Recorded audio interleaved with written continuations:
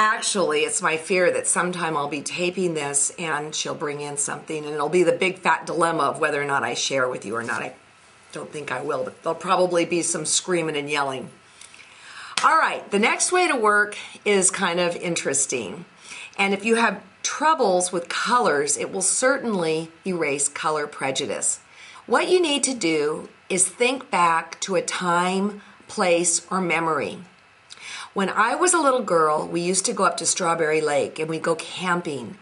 And what I remember about this lake is that the clouds were so white and fluffy against a blue sky.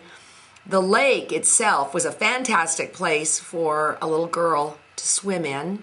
There was a sand beach, there were pine trees, and there was a lot of dirt.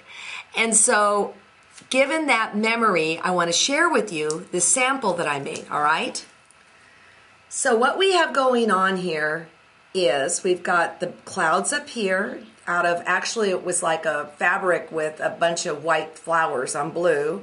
And then you can see the lake down at the bottom. And then you've got the green for the trees. And I actually threw in some seashells, which is that beige fabric that I love, and for the beach. And then the bottom corner, you can see brown down there, right down there. That's for all the dirt that was there. And this particular sample tells the story of when I was a little girl. Now here's the thing. If, say, you didn't like brown or you didn't like green or something like that, you quickly get over it because you gotta use green fabric to do green trees. Now, what's so interesting is, a couple of years ago, my girlfriend's husband turned 60. And rather than go to a fancy dinner or a party at their house, they decided to have a party up at this lake. It's about 2 hours away from where I live. So we went up there, and I want to show you the picture that I took of this lake. Look at that. It's exactly like my sewn sample. So truly, trust your memory and use it to express your idea. The very first quilt that I used my memory to make it was actually a quilt that I started in Ed Larson's class at Asilomar at Empty Spool Conferences 25 years ago. And Ed Larson, if you're not familiar with his work, is a cartoon artist. And you would tell him your idea and then you would applique your story. Well, when I was telling him about Door County, Wisconsin, I was explaining the fish boils and all this good stuff that went on there, he said actually that he had property not but, 10 miles from my grandparents on an island on Washington Island.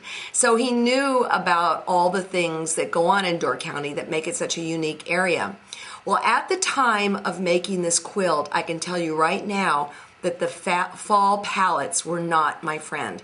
I really did not know how to use browns and greens and oranges and yellows. Just simply, Well, when you're doing a story about a week vacation in October in Door County, Wisconsin, well, you have to get over it because pumpkins are orange, the leaves turn brown and gold, and if you're doing a fire, there's going to be some yellow in it.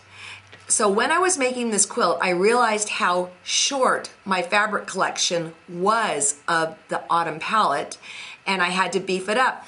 And it wasn't any longer a job of, did I like this color? Did I not like this color? It was simply a matter of, did it get the job done? And in this case, yes, it did.